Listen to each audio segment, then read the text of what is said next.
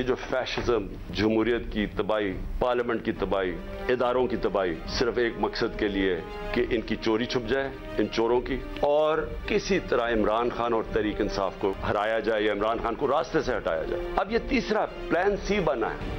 آصف زرداری اس کے پیچھے ہے۔ کرپشن کا پیسہ اس کے پاس بے تحاشا ہے۔ یہ پیسہ اس نے لگایا ہے ایک دہشت گرد تنظیم کو، اس نے پیسہ دیا ہے۔ سہولت کار اس میں طاقتور جو یہ مل کے تین طرف یہ فیصلہ ہوا ہے اور انہوں نے اگلی واردات کرنی ہے۔ میں آج اپنی قوم کو بتا رہا ہوں، اور میں اس لیے بتا رہا ہوں کہ میں جو نام میں نے دیے ہیں وہی نام وہ بھی آئیں گے، اور یہ آصف زرداری کے علاوہ مجھے کچھ ہوا تو ساری قوم کو پتا ہونا چاہیے کہ کون لوگ تھے جنہوں نے یہ کروایا، تاکہ میری قوم ان کو معاف نہ کرے۔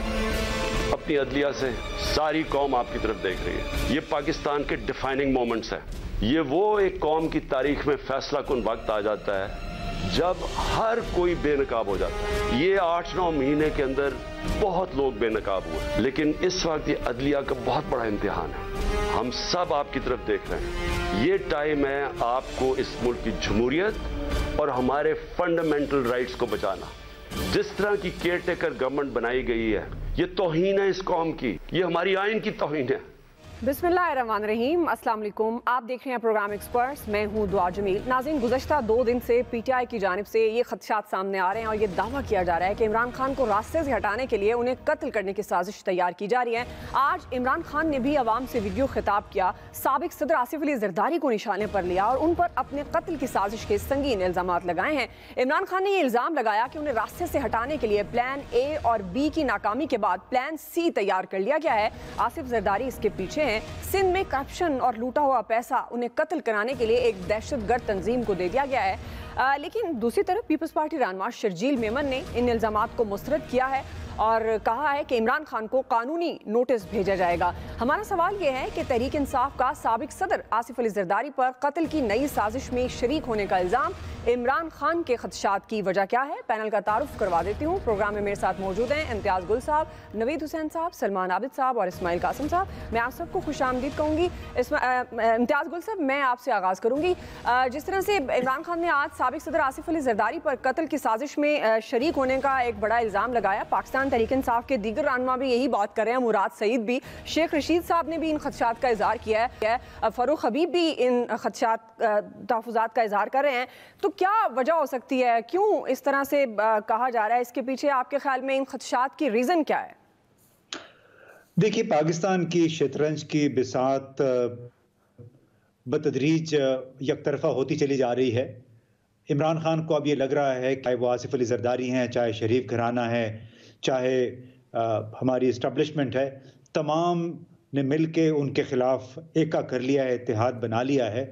اور ظاہر ہے ان کو اپنی زندگی کے حوالے سے بھی خدشہ ہے کہ ایک اکیلا شخص سابق وزیر اعظم انصاف کے لیے، رول آف لا کی اگر بات کر رہا ہے، لیکن اس کے جو مخالفین ہیں انہوں نے رول آف لا کی، اور جو نگران حکومت کا ایک بنیادی کانسیپٹ ہوتا ہے کہ آپ نے بالکل ایسے لوگوں کو ان عہدوں پہ لانا ہے، چاہے وہ چیف منسٹر ہیں، چاہے وزیر ہیں، چاہے وزیر اعظم ہیں، جو کہ تمام سیاسی سٹیک ہولڈرز کو قبول ہوں، جن پہ کوئی اعتراض نہ ہو، جو معتبر لوگ ہوں۔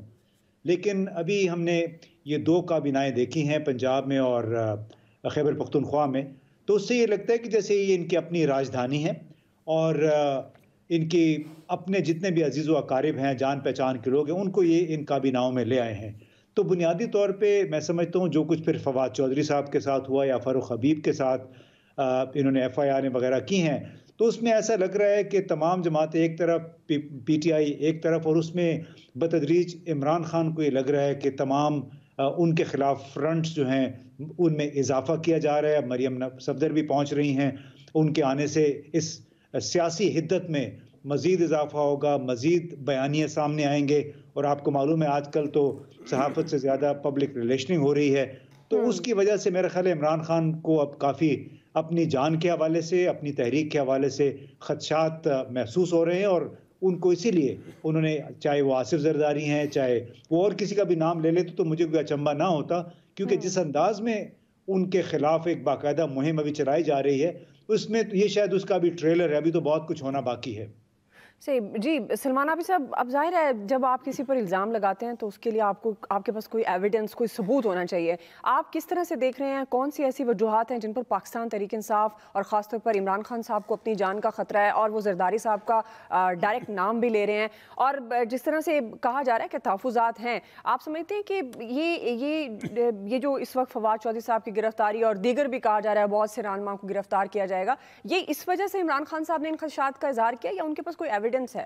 دیکھیں نا، جب پہلا ان کے اوپر قاتلانہ حملہ ہوا وزیر آباد میں تو وہ پہلے سے کہہ رہے تھے کہ ان کے اوپر قاتلانہ حملہ ہوگا، اور یہ کہہ رہے تھے کہ ایک مذہبی جنونیت کو بنیاد بنا کر ان پہ حملہ کیا جائے گا، اور آپ نے دیکھا کہ بعد میں پھر وہی کچھ ہوا ایک بات.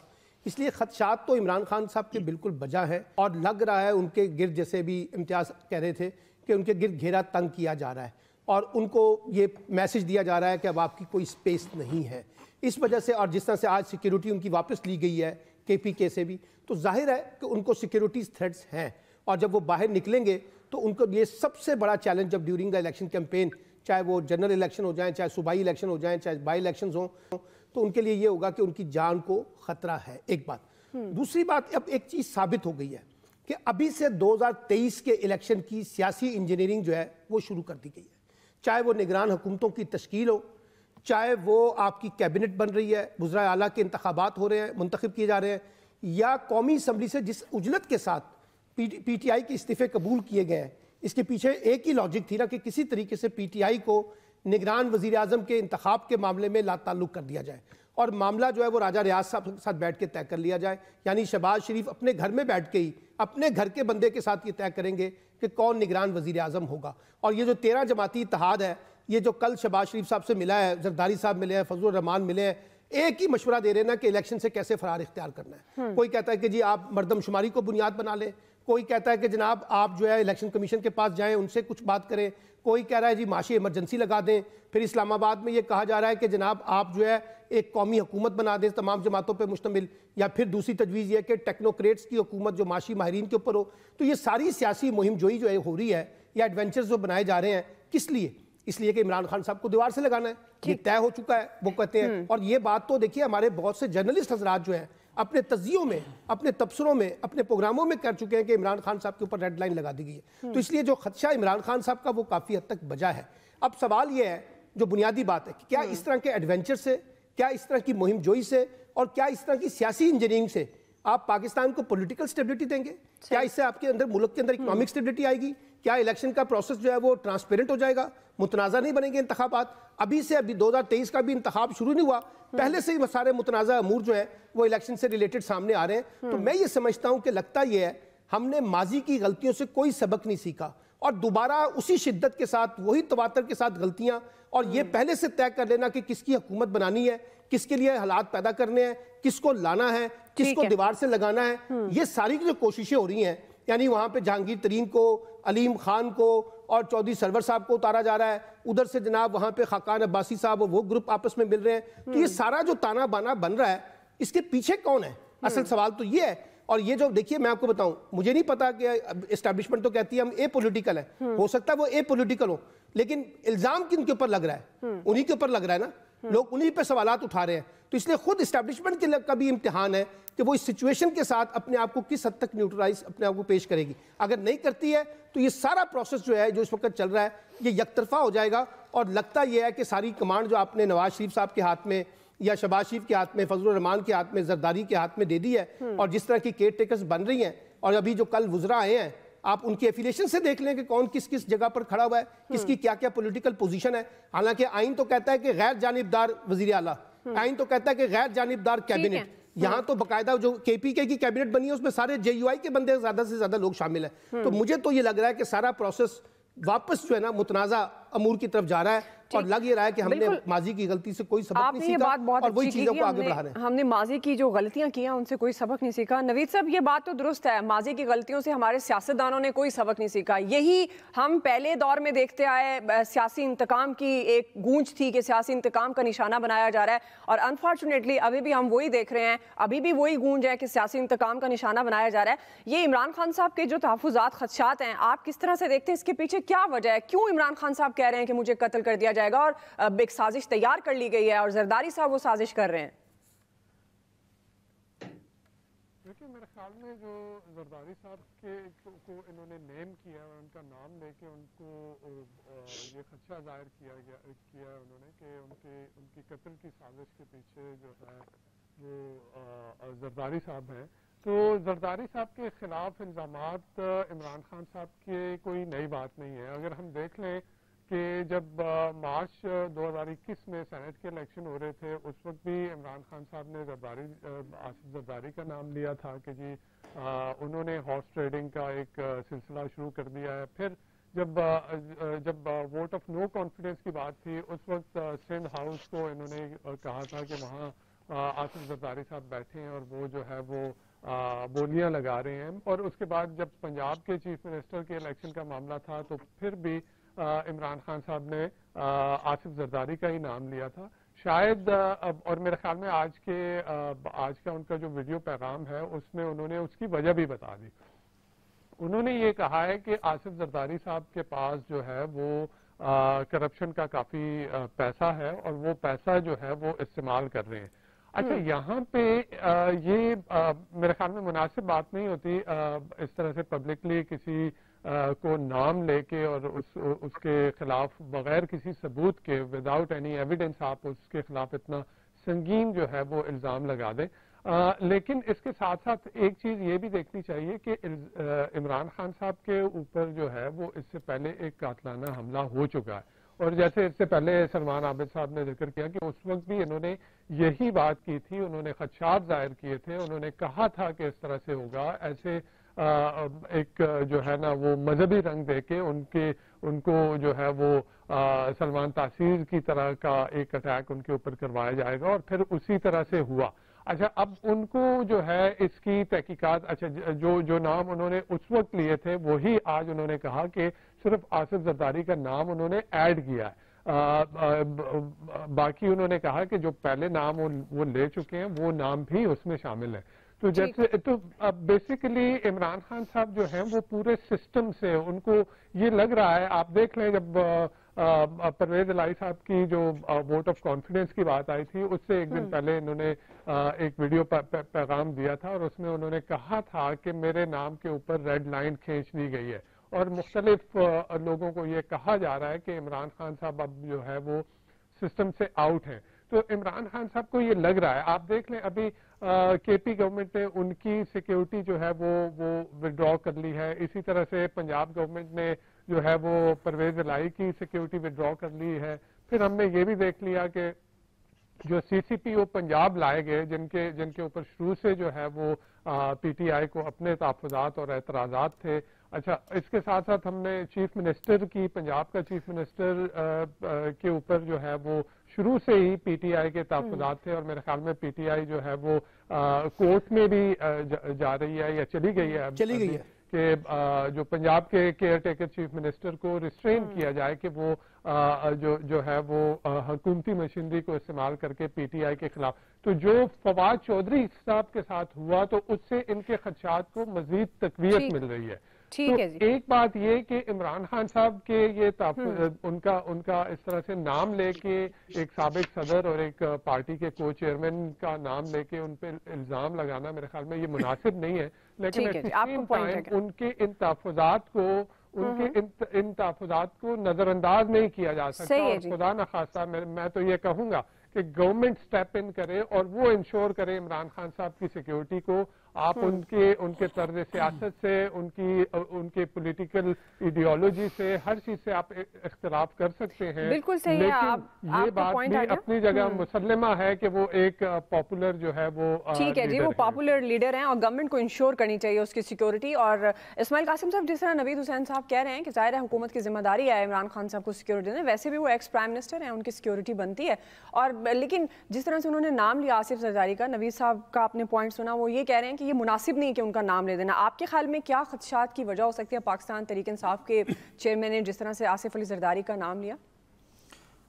بہت شکریہ. تو اب آئی ڈونٹ نو, شاید ایکسپیرینس کی وجہ سے. اب ایکسپیرینس ہو سکتا ہے کہ لوگوں کو کچھ اور لگے کہ کس بات کا ایکسپیرینس. میں آصف علی زرداری کے ایکسپیرینس کی بات نہیں, میں عمران خان صاحب کے ایکسپیرینس کی بات کر رہا ہوں. ان کا ایکسپیرینس ان کے اوپر حملہ ہو گیا تو ہو چکا ہے ایسا. اگر دیکھیں ہم نے, اگر میں لے کے جاؤں گا بے نظیر بھٹو के शहीद के वाक़े के ऊपर, नॉट सेइंग कि कोई कनेक्शन है, अगर अवाम ने बनाना है तो उनकी मर्ज़ी, मैं वैसे वहाँ पे लेके जा रहा हूँ कि ऐसा होता है हमारे मुल्क के अंदर। तो बड़ी बदकिस्मत ये कि इसको हम लाइटली लेते हैं। एजेंसियों की रिपोर्ट्स हैं, अगर मैं इन्फॉर्मेशन कि अगर मैं शेयर करूं तो इमरान खान साहब की जिस टाइम सिक्योरिटी हटाई गई उस टाइम उनकी टेबल के ऊपर 6-7 रिपोर्ट्स मौजूद थी कि कहाँ से किस टाइम आप पे हमला हो सकता है, तो आपको प्रोटेक्शन जो है वो इस लिहाज से ज़रूरी है। उनकी अपनी ज़ाती प्रोटेक्शन तो एक सेपरेट केस है, लेकिन जो पूरी कौम है या पूरी हुकूमत है उसकी रिस्पॉन्सिबिलिटी बनती है कि आपने किसी को प्रोटेक्ट करना है। बट इम्पॉर्टेंट क्वेश्चन इज कि क्या आप उनको प्रोटेक्ट करना चाहते हैं या नहीं, या अगर वो रहते ही नहीं है सिस्टम के अंदर या दुनिया से ही अगर आप उनको फ्लाइट करवा देते हैं तो फिर क्या आपके लिए वो ज़्यादा फ़ायदेमंद है। ये बड़े इंपॉर्टेंट क्वेश्चन है, बिकॉज अगर देखते हैं उनकी मकबूलियत को देखा जाए और अगर हम सिर्फ बुकिश चीज़ों को देखें तो उसके अंदर मुझे नहीं लगता कि किसी भी तरह से आप इमरान खान साहब से कम्पीट कर पा रहे हैं। तो फिर आपको राइट लेफ्ट आगे पीछे दूसरे जो हथकंडे हैं वो इस्तेमाल करने पड़ रहे हैं। बदकिस्मती है, yes I repeat, but then again obviously past में हुआ है, आप प्रेसिडेंट से सीखते हैं और उसके बाद आप फिर अपना लाया अमल तय करते हैं। तो जो कुछ हम देख रहे हैं यहाँ पे पॉलिटिकल इंजीनियरिंग तो हो रही थी सारा कुछ, लेकिन अब जो कुछ हमने देखा है केयर टेकर सेटअप के अंदर जो कुछ होना शुरू हो गया है, फवाद चौधरी साहब की मिसाल हमारे सामने है। इसके अंदर तो अब ये भी कहा जा रहा है कि जो फवाद चौधरी साहब को क्यों उठाया गया वो भी हो सकता है ब्रीच ऑफ ट्रस्ट हो कि इमरान खान साहब को उठाना था, उन्होंने क्यों बता दिया कि फवाद चौधरी साहब के पास इंफॉर्मेशन हो। तो ये सारी बातें तो मौजूद है, लेकिन देन अगेन अगर इमरान खान साहब नाम ले रहे हैं तो आई स्ट्रांगली बिलीव कि he has substantial evidence in that regard and that should not be taken lightly. ठीक है जी, ब्रेक ले लेते हैं हम, ब्रेक वापस आएंगे। हमारा दूसरा सवाल, पीडीएम हुकूमत सूबाई इलेक्शन में ताखीर और निगरान सेटअप को तौसी के रास्ते ढूंढने लगी है। तहरीक इंसाफ ने मामला अदालत में चैलेंज कर दिया है। हम सवाल ये रख रहे हैं, क्या सूबों में इलेक्शन 90 दिन में हो सकेंगे? राय लेते हैं ब्रेक के बाद।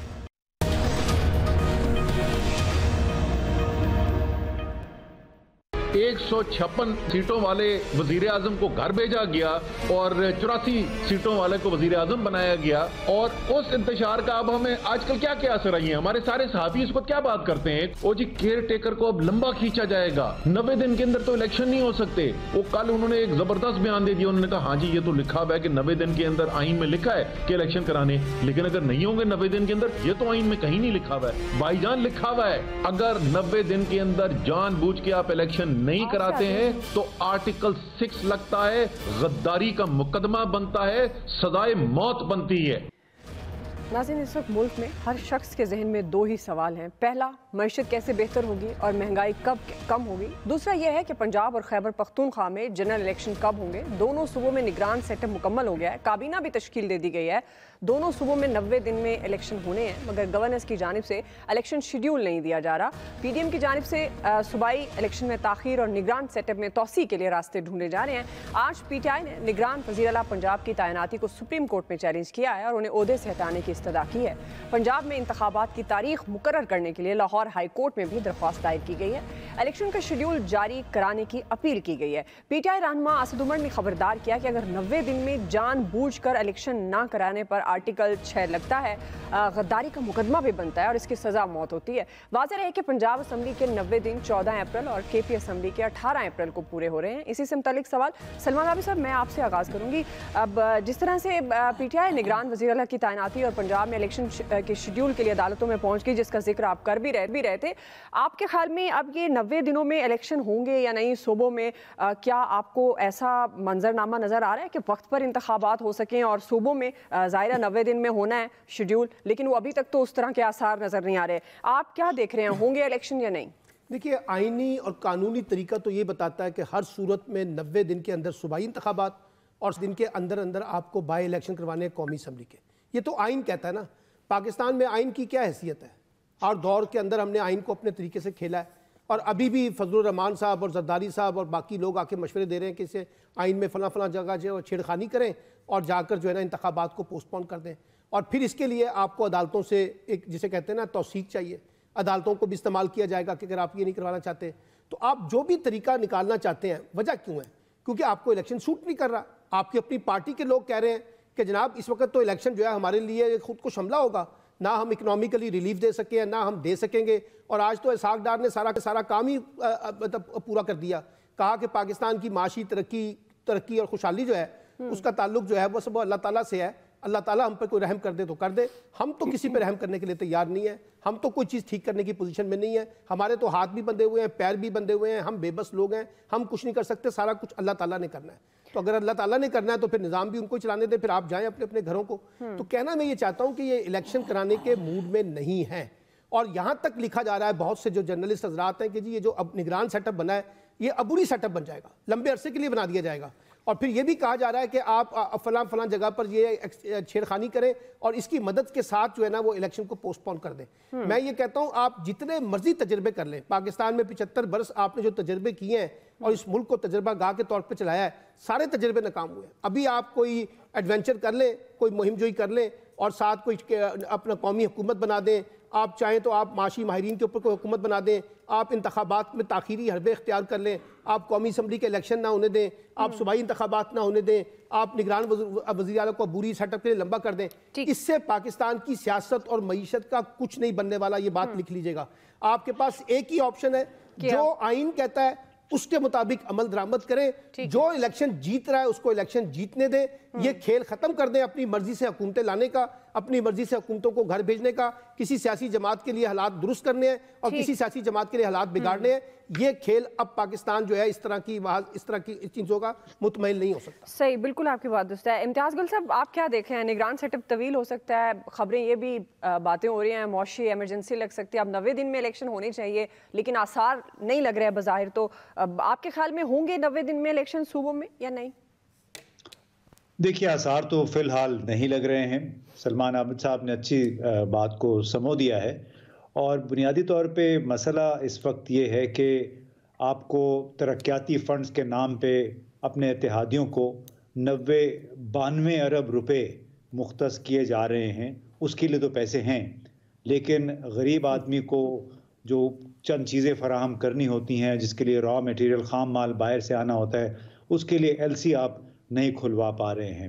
اس میں یہ ہو سکتا ہے کہ قانونی یا آئینی خلاف ورزی کی طرف بھی چلے جائیں، لیکن ان کا مسئلہ یہ ہو گیا کہ ایک طرف بڑی گہری کھائی ہے، دوسری طرف گہرا سمندر ہے، اب ان کو سمجھ نہیں آ رہی کہ یہ کس طرف کو جائیں۔ ایک طرف سے آئی ایم ایف کے بڑے شدید پریشر ہیں، ان میں ایک بہت بڑا تقاضا یہ بھی ہے کہ آپ اپنی بہت سارے اخراجات ہیں اس میں کمی کریں، اور تمام تجارتی بینکوں کو یہ بھی کہا جائے کہ جتنے بھی سرکاری افسران، انہوں نے کہا کہ جتنے بھی سرکاری افسران، اس میں ہر ایک شامل ہے، یونیفارم والے بغیر یونیفارم والے، کہ وہ جب اکاؤنٹ کھولیں تو ان سے آپ اپنی ایسٹ ڈکلیریشن مانگیں۔ اب اس بات پہ بھی ان کے پاؤں کانپنے لگے ہیں، کہتے ہیں کانپیں ٹانگنے لگی ہیں کہ یہ کیونکہ صرف یہ جو سول بیوروکریٹ ہے اس سے تو یہ مطلب ان کو تو یہ آنکھیں دکھا سکتے ہیں، زبردستی کروا سکتے ہیں، لیکن دوسری طرف سے کیا یہ ڈکلیریشن حاصل کر سکیں گے؟ تو یہ بہت برے طریقے سے پھنسے ہوئے ہیں، چونکہ انہوں نے بلا سوچے سمجھے جس طرح حکومت حاصل کی تھی، اب یہ ان کو سمجھ نہیں آ رہی کہ ہم کریں کیا۔ تو میرا اپنا خیال ہے کہ یہ تو راستہ تلاش کرنے کی کوشش کریں گے کس طریقے سے تنگ گلی سے نکل جائیں مالیاتی ایمرجنسی کا بہانہ بنا کے، لیکن مالیاتی ایمرجنسی کا صرف بہانہ ان کو نہیں چاہیے ہوگا، بلکہ ان کو بڑے واضح طور پہ بتایا گیا ہے۔ امریکہ کے نائب وزیر خزانہ سمجھیں وہ آئے تھے برائے ایشیا، تو وہ بھی ان کو کہہ کے گئے ہیں کہ جی آپ ہم سے مزید کوئی سیاسی فیور نہ مانگیں، بلکہ آپ اپنے ملک کے اندر کے نظام کو درست کریں اور آئی ایم ایف کے ساتھ آپ معاملات طے کریں۔ تو یہ آئی ایم ایف والی جو بڑی کڑوی گولی ہے، یہ اب کہہ رہے ہیں کہ اگر یہ بھی ہم نے نگل لی اور اس کے بعد ہم انتخابات بھی کروا دیے، اس میں بھی ہمارا کباڑا ہو جائے گا، تو لہٰذا اس کا فائدہ کیا ہے؟ تو اب یہ صرف اپنے فائدے کی خاطر پاکستان کی بربادی کا سامان کرنا چاہتے ہیں، بس اللہ ہی خیر کرے۔ صحیح جی، نوید حسین صاحب، اب سلمان عابد صاحب، امتیاز گل صاحب کی گفتگو تو آپ نے سن لی، آپ کا تجزیہ کیا کہتا ہے؟ ظاہر نگران سیٹ اپ کیوں قائم ہوتا ہے؟ وہ اسی لیے ہوتا ہے کہ اس نے شفاف الیکشن کرانے ہیں۔ اب آپ دیکھ رہے ہیں یہ جس طرح کی خبریں آ رہی ہیں کہ طویل ہو سکتا ہے نگران سیٹ اپ، یہ بھی کہا جا رہا ہے، اور جس طرح میں نے پہلے بھی ذکر کیا معاشی ایمرجنسی لگ سکتی ہے، یا یہ محض جیسے وہ کہتے ہیں نا افواہیں ہیں، یہ افواہ ہے اور حقیقت میں آپ کو لگ رہا ہے کہ الیکشن ہوں گے؟ دیکھیے میرے خیال میں افواہ تو نہیں ہے، افواہ اس وجہ سے نہیں ہے کہ کل جو پی ڈی ایم کے بڑوں کا اجلاس ہوا ہے اس میں جو اس کے اندر کی جو باتیں نکل کے سامنے آئی ہیں، اس میں ایک چیز ہے کہ پی ڈی ایم کے اندر بھی اس بات پر اختلاف ہے، پاکستان مسلم لیگ نواز جو ہے وہ الیکشن نہیں چاہ رہی. وہ کیوں الیکشن نہیں چاہ رہی؟ کہ وہ اپنا پولیٹیکل کیپٹل آلریڈی قربان کرنے جا رہی ہے. ہم نے یہ دیکھ لیا کہ جو ابھی انہوں نے جو کل ہوا ڈالر کو جس طرح سے ان پیک کیا گیا اور ڈالر جو ہے وہ کہاں سے کہاں پہنچ گیا. اب اس ڈالر کو ان پیک کرنے سے جو انفلیشن جہاں پہ جائے گی اس کے ساتھ ساتھ اب آئی ایم ایف نے کہہ دیا ہے کہ وہ اپنا جائزہ مشن 9th ریویو کے لیے وہ بھیج رہا ہے. تو وہ جائزہ مشن آئے گا. اس کی شرائط جو ہیں وہ سامنے ہیں. اس میں بجلی کی قیمت, اس میں گیس کی قیمت, اس میں جو ہے آپ کی پیٹرولیم لیوی. تو اس سے مزید انفلیشن جو ہے وہ بڑھے گی. تو پاکستان مسلم لیگ نواز اپنا پولیٹیکل کیپٹل قربان کر چکی ہے. اس کو پتہ ہے کہ اگر اس وقت وہ الیکشن میں جائیں گے تو وہ کہیں کے نہیں رہیں گے.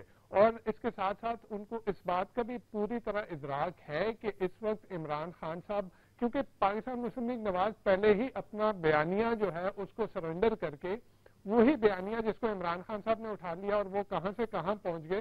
اور مسلم لیگ اپنا بیانیہ پہلے ہی چھوڑ چکی ہے. ابھی جو رہی صحیح کسر تھی وہ اپنا یہ پولیٹیکل کیپٹل قربان کر کے انہوں نے نکال دی. تو مسلم لیگ نواز کے پاس تو کوئی آپشن نہیں ہے, وہ الیکشن سے بھاگے گی.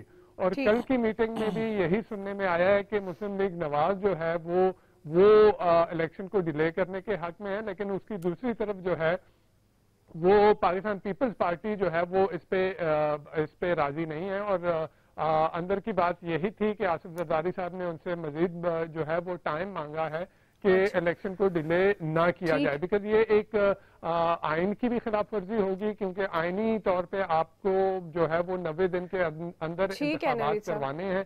اگر وہ انتخابات نہیں ہوں گے تو پھر دوسرا آپشن یہ ہوگا کہ وہ عدالت میں بات جائے گی. اور تو اس طرح سے پی ڈی ایم کے اندر جو ہے اس کے اندر بھی اختلاف پایا جاتا ہے کہ الیکشن جو ہے وہ ہو یا نہ ہو. ٹھیک جی, اسماعیل قاسم صاحب آپ کے خیال میں ہوں گے الیکشن یا نہیں, یا یہ جو میں نے ذکر کیا کہ افواہیں ہیں جی معاشی ایمرجنسی لگ سکتی ہے, نگران سیٹ اپ طویل ہو سکتا ہے؟ دیکھیں بظاہر لگتا تو نہیں ہے کہ ان کا کوئی انٹرسٹ ہے یا موڈ ہے. ان حکومت دیکھیں کیا جاتا ہے, ایک جھوٹ آپ بولتے ہیں تو اس جھوٹ کو چھپانے کے لیے آپ کو 100 جھوٹ اور بولنے پڑتے ہیں. یہ حکومت بیچاری کے ساتھ یہی ہوا ہے. انہوں نے ایک جھوٹ بولا پھر اس کے اوپر بار بار وہی چیز چل رہی ہے, کیونکہ پروگریس نہیں تھی. انیشلی اگر آپ نے ہارڈ ڈیسیجن لے لیے ہوتے, یہ عمران خان صاحب کے دور میں بھی یہ ہوا تھا, آپ آئی ایم ایف کے پاس نہیں گئے تھے, ڈیلے کیا تھا. اس سے پیچھے میں جاؤں تو اس سے پیچھے 4 سال ان کے پاس یہی تھے, اسحاق ڈار صاحب نے یہی کیا تھا. آرٹیفیشلی آپ نے کیپنگ کی تھی اور آپ نے ڈالر کو سسٹین کر کے رکھا تھا. تو آرٹیفیشل گروتھ جو ہوتی ہے نا وہ سسٹینیبل نہیں ہوتی. اب یہیں پہ یہی پرابلم ان کے ساتھ ہوئی ہے. اب پھر وہی ہوا ہے کہ آپ ایک غلطی کو ٹھیک کرنے کے بجائے, ایکسیپٹ کرنے کے بجائے, عوام کے سامنے شاید اپنا کیس رکھنے کے لیے کہ ہاں now I rest my case, ہم سے غلطیاں ہو گئی, آپ ہمیں پلیز ایک چانس دے دو, یہ بھی کر لیتے تو عوام شاید مان لیتی. بٹ دین اگین آپ اور اسی چیز کو کنٹینیو کری جا رہے ہیں, پریویل کری جا رہے ہیں. تو اس کے اندر آبویسلی بظاہر سب کچھ یہی لگتا ہے کہ پلاننگ یہی ہے. کلوز کوارٹرز کے اندر بھی ڈسکشن یہی ہے کہ نہ لے کے عمران خان صاحب کو. I don't know, obviously reasons تو آبویس ہیں, وہ ایک اور ڈیبیٹ شروع ہو جائے گی, لیکن یہ بنتا نہیں ہے. اور جو اگر اب ہم دیکھیں جوائنٹس کو, ڈاٹس کو کنیکٹ کریں نا اس کے اندر جا کے کہ کس طرح سے ہم لوگ کہہ رہے ہیں کہ دیکھیں ان کی لیڈرشپ کو پہلے خالی کریں, پھر ہم نے دیکھا کہ فواد چودھری صاحب والا سارا کچھ ڈسکس ہو گیا, اس کو دوبارہ سے لانا بنتا نہیں ہے. لیکن انہی ساری چیزوں کو اگر میں دیکھوں کہ ڈاٹس کو کنیکٹ کروں تو وہ مجھے ایک ہی طرف اشارہ دیتے ہیں کہ نہیں بھی الیکشن نہ کراؤ, الیکشن میں گئے تو ہم ہار جائیں گے برے طریقے سے. عمران خان صاحب آگے 2/3 سے آگے تو پھر تو اور بھی بہت لوگوں کو اڑا دیں گے, لیکن الیکشن سے بچ کے رہو, اس کو آپ دور رکھیں. چلیے اس پر ہم آگے چل کر بات کرتے ہیں. ظاہرہ اس وقت جو ہے اور آئی ایم ایف کے پاس جا رہے ہیں, جو شہباز شریف صاحب بھی کہہ رہے ہیں پرائم منسٹر کے اسی ماہ میں اچھی خبر ملے گی. اب وہ اچھی خبر جو ہے وہ عام آدمی کے لیے, عوام کے لیے تو ظاہر ہے مہنگائی کا طوفان آئے گا. آئی ایم ایف کی شرائط اتنی کڑی ہیں لیکن اس کے پاس جانے کے علاوہ کوئی آپشن ہی نہیں. اس پر ہم بات کرتے ہیں, بریک لیتے ہیں, بریک سے واپس آئیں گے, ہمارے ساتھ رہیے.